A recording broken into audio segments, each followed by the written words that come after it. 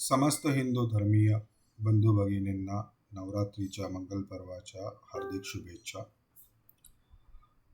आज व्हिडिओ करायची इच्छा नव्हती, पण तशी वेळ आणली गेलेली आहे, त्यामुळे हा व्हिडिओ मी करतो आहे. हा व्हिडिओ म्हणजे महाराष्ट्रातील समस्त सुधारक, पुरोगामी, विचारवंत मंडळींशी साधलेला अनावृत्त संवाद आहे. हिंदूंचा कोणताही सण आला की या लोकांचा पोटशूळ जागा होतो आणि मग हिंदू धर्मावरती टीका करणे हा आवडता उद्योग सुरू होतो. दुर्दैवाने महाराष्ट्राच्या राजकारणातील सुद्धा बरीचशी वादग्रस्त व्यक्तिमत्व या मोहापासून स्वतःला वंचित ठेवू शकत नाहीत आणि सणवाराच्या निमित्ताने ते हिंदू धर्मावरती टीका करण्याची संधी सोडत नाहीत. त्यांचा असा भ्रम असतो की यामुळे त्यांचे मतदार वाढतील, त्यांना सत्ता मिळू शकेल. परंतु महाराष्ट्रातील सुबुद्ध जनता असल्यामुळे आजवर यांचा असा प्रत्येक प्रयत्न अपयशी ठरलेला आहे, भविष्यातही अपयशी ठरेल. पण या निमित्ताने समस्त हिंदूंना थोडासा एक इतिहासातला मी क्रॅश कोर्स करून देतोय, जेणेकरून भविष्यामध्ये कुठलाही पुरोगामी किंवा कुठलाही कम्युनिस्ट विचारसरणीचा हिंदूद्वेषी माणूस तुमच्या पुढे आला तर तो किती थापा मारतो आहे हे तुम्हाला ज्ञात असेल. नवरात्र आलं की लोकांना रावणाबद्दल प्रेम वाटायला लागतं, होळी आली की लोकांना होलिकेबद्दल प्रेम वाटायला लागतं, दिवाळी आली की लोकांना नरकासुराबद्दल प्रेम वाटायला लागतं. या सगळ्या प्रेमाचा आज आपण एकदाचा शेवट करून टाकूया. सुरुवात करूया रावणापासून. रावण कोण होता? रावणाचं आपण थोडीशी वंशावळ समजून घेऊया. सप्तर्षींच्या पैकी एक ऋषी आहेत पुलस्त्य. या पुलस्त्य ऋषींचा पुत्र म्हणजे विश्रवा. या विश्रवाचा पुत्र म्हणजे रावण. थोडक्यात पुलस्त्य ऋषींचा नातू म्हणजे रावण. रावण हा जातीने ब्राह्मण, दशग्रंथी ब्राह्मण, ज्यांनी वेदांचा, शास्त्रांचा खूप चांगला अभ्यास केला होता. हा व्यक्ती शिवाचा अनन्यसाधारण भक्त आहे. शिवानी त्याच्या तपस्येवर प्रसन्न होऊन त्याला आत्मलिंग प्रदान केलं होतं, हे सुद्धा आपल्याला ज्ञात आहे. पण या सगळ्या चांगल्या गुणांच्या पार्श्वभूमीवर रावणाकडे एक खूप मोठा दुर्गुण होता आणि जो त्याच्या पतनाचं कारण बनला. तो म्हणजे रावण हा अत्यंत लिंगपिसाट होता. स्त्रियांच्या संदर्भात त्याचं वर्तन नेहमीच चुकीचं आणि अश्लाघ्य राहिलेलं आहे. रावणाचा सावत्र भाऊ कुबेर, त्याचा मुलगा नलकुबेर, या नलकुबेराची बायको रंभा, तिच्यावरती रावणाने बलात्कार केला आहे. नलकुबेर संतप्त होऊन रावणाला शाप देतो की भविष्यात तू कुठल्याही स्त्रीला तिच्या मनाविरुद्ध प्राप्त करण्याचा प्रयत्न केलास तर तुझ्या मस्तकाची 7 शकलं होती. हाच रावण एकदा देवांचे गुरु बृहस्पती, त्यांचा पुत्र कुशध्वज नावाचे ऋषी, त्या कुशध्वज ऋषींची कन्या वेदवती, ही वेदवती तपस्यारत असताना तिला वश करण्याचा प्रयत्न करतो. त्या दोघांचा संवाद होतो आणि तिची इच्छा नसताना रावण तिच्यावर बलात्कार करण्याचा प्रयत्न करतो. संतप्त झालेली वेदवती अग्नीमध्ये स्वतःला समर्पित करते आणि ती रावणाला शाप देते की पुढील जन्मी मी तुझ्या पतनाचं कारण बनेल. सीतामाता हे वेदवतीचाच पुढचा जन्म आहे किंवा पुढचा अवतार आहे. रावणाची बहीण शूर्पणखा, तिच्या नवऱ्याचं नाव विद्युत जिव्हा. या विद्युत जिव्हाची हत्या रावणाने केलेली आहे. थोडक्यात त्यांनी आपल्या बहिणीला विधवा केलेला आहे. नंतर ही शूर्पणखा श्रीरामांवर अनुरक्त होते आणि ती त्यांच्याकडे विवाह प्रस्ताव मांडते. परंतु राम तिला सांगतात की मी एकपत्नी व्रताचं पालन करतोय, मी तुझ्याशी विवाह करू शकत नाही. लक्ष्मणाला विचारून बघ, कदाचित तो होकार देईल.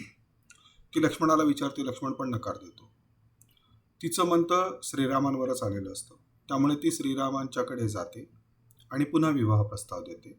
राम परत एकदा तिला अभेरतात. त्यावेळी ती असा विचार करते की तुम्ही एकपत्नी व्रताचं पालन करणार आहात, मग मी या सीतेचा खून करते आणि मग तुम्ही माझ्याशी लग्न करू शकाल. असा विचार करून ती सीतेवरती हल्ला करते. त्यावेळेला मात्र मग लक्ष्मण तिला पकडतो. स्त्री असल्यामुळे तिची हत्या करणं संभव नाही, म्हणून तिचा अपमान करून तिला पाठवणे या हेतूने तिचं नाक कापलं जातं. आपल्या बहिणीला विधवा करणारा रावण आपल्या बहिणीचा अपमान झाला म्हणून सीतेला पळवून नेत नाही, हे प्रत्येकाने समजून घेणं आवश्यक आहे. रावणाच्या 84,000 बायका होत्या, त्याच्यात मंदोदरीसारखी एक अत्यंत सुंदर आणि गुणवान पत्नी सुद्धा होती. असं असतानाही वेदवती, रंभा किंवा सीता यांची अब्रू लुटण्याचा प्रयास करण्यापासून तो स्वतःला थांबवू शकत नाही. ही गोष्ट तो किती मदांध, किती कामांध होता याची पुरेशी निदर्शक आहे. जन्मानी ब्राह्मण असणारा व्यक्ती, प्रकांड पंडित असणारा व्यक्ती आपल्या कामभावनेला नियंत्रणात ठेवू शकत नाही, हे रावणाचं सगळ्यात मोठं अपयश आहे. आणि या अपयशाची किंवा या चुकीच्या वर्तनाची त्याला शिक्षा राम-रावण युद्धाच्या निमित्ताने श्रीराम देतात आणि त्याचा जीव जातो. ब्राह्मण असलेला, ज्ञानी असलेला व्यक्ती इतका कामातूर होतो, यातून समाजामध्ये नकारात्मक संदेश जाऊ नाही या हेतूने रावण दहनाची परंपरा सुरू झाली. थोडक्यात जी बलात्कार करण्याची, स्त्रियांवरती अत्याचार करण्याची प्रवृत्ती आहे, त्या प्रवृत्तीची आमची संस्कृती निर्भत्सना करते याचं निदर्शक म्हणून रावणाला जाळला जायला लागलं. गेली हजारो वर्षे रावण जाळला जातोय. आपल्यावरतीमध्ये मुघलांचं राज्य होतं, त्यांनी या परंपरेला खंडित केलं नाही. आपल्यावरती काही काळापर्यंत ब्रिटिशांचं राज्य होतं, ब्रिटिशांनी सुद्धा या परंपरेला खंडित केलेलं नाही. परंतु दुर्दैवाने सध्याच्या हिंदुत्ववादी सरकारमध्ये, या सरकारचा भाग असणाऱ्या राष्ट्रवादी काँग्रेस पक्षाचे आमदार जाहीरपणे रावणवधावरती बंदी घाला अशा पद्धतीची मागणी करतात. ही गोष्ट अत्यंत लज्जास्पद, शोचनीय आणि हिंदूंना संतप्त करणारी आहे. सदरील आमदारावरती सत्तेत असणाऱ्या पक्षांनी कारवाई करणं अपेक्षित आहे, आणि अशी कारवाई जर नाही केली तर यातून जो हिंदूंच्या संतापाचा उद्रेक होईल त्याला सदरील आमदार आणि शासन जबाबदार असेल, हेच मला सांगायचं आहे. एका बलात्कारी व्यक्तीचा दरवर्षी जाळून अवमान केला जातो. थोडक्यात आपण बलात्कारी संस्कृतीचे समर्थक नाहीत हे आपण दरवर्षी दाखवून देतो.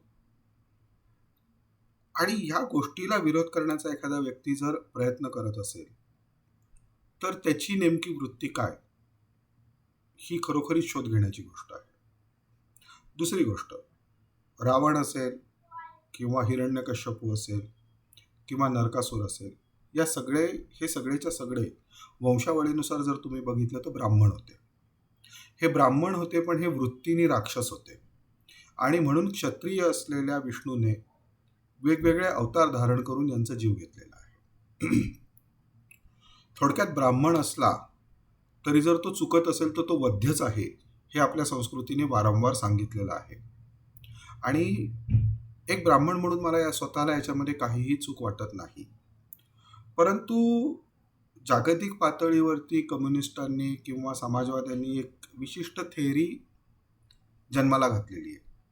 ते संपूर्ण जगाची विभागणी शोषक आणि शोषित अशा पद्धतीनेच करतात. मग या शोषक आणि शोषित विचारसरणीमध्ये रावण हा सोन्याच्या लंकेचा स्वामी असतो, ज्यांनी नवग्रहांना वश केलेलं असतं. जो इंद्राला ज्यांनी पराभूत केलेला आहे असा पुत्र त्याचा असतो. असा रावण त्यांना बहुजन म्हणून प्रोजेक्ट करायला लाज वाटत नाही, कारण कम्युनिस्टांचा खोटारडेपणा हा जगभर सगळ्यांना ज्ञात आहे. पण भारतातील त्यांचे जे अनुयायी आहेत किंवा त्यांचे समर्थक आहेत, त्यांनी तरी कमीत कमी या गोष्टीचा विचार करावा की एका दशग्रंथी ब्राह्मणाला आपण बहुजन म्हणून प्रोजेक्ट करतोय, केवळ आपल्या स्वार्थासाठी प्रोजेक्ट करतोय. समाजातल्या सगळ्या घटकांना ही गोष्ट समजणार नाही का? हाच प्रॉब्लेम होळिकेचा आहे, हाच प्रॉब्लेम हिरण्यकश्यपूचा आहे, हाच प्रॉब्लेम नरकासुराचा आहे. हे सगळेच्या सगळे ब्राह्मण वृत्तीने राक्षस आणि त्यामुळे वध्य.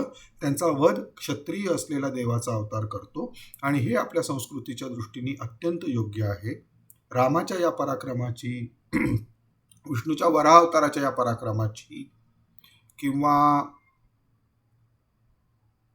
नृसिंहाच्या या पराक्रमाची वर्णनं आपल्याकडे बहुजन असलेले वेदव्यास लिहितात पुराणांच्या रूपाने, आणि वर्षानुवर्ष ब्राह्मण असणारे पुराणिक गावोगावी जाऊन हे लोकांना सांगतात. याच्यात एकाही पुराणिक बुवाला कधीच असं वाटलं नाही की मी रावणाची कुठेतरी समर्थन करावं किंवा हिरण्यकश्यपूचं कुठेतरी समर्थन करावं, नरकासुराचं कधीतरी कुठेतरी समर्थन करावं. तर त्यांनी केलेलं नाही आहे. त्यांनी केलेलं नाही आहे कारण आपल्या संस्कृतीमध्ये जे चूक आहे त्याला चूकच समजलं गेलेलं आहे, जे बरोबर आहे त्याला बरोबरच समजलं गेलेलं आहे. मग बरोबर सांगणारी गोष्ट, तो बहुजन असेल, तो ब्राह्मण असेल, तो क्षत्रिय असेल, तरी जर तो बरोबर सांगत असेल तर तो वंदनीय मानला गेलेला आहे.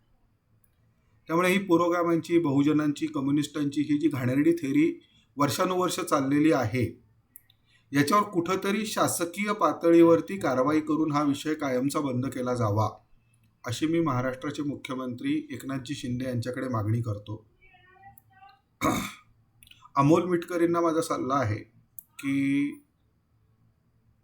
त्यांनी भगवान गौतम बुद्धांनी सांगितलेल्या विपश्यना या साधनेचा वापर करावा.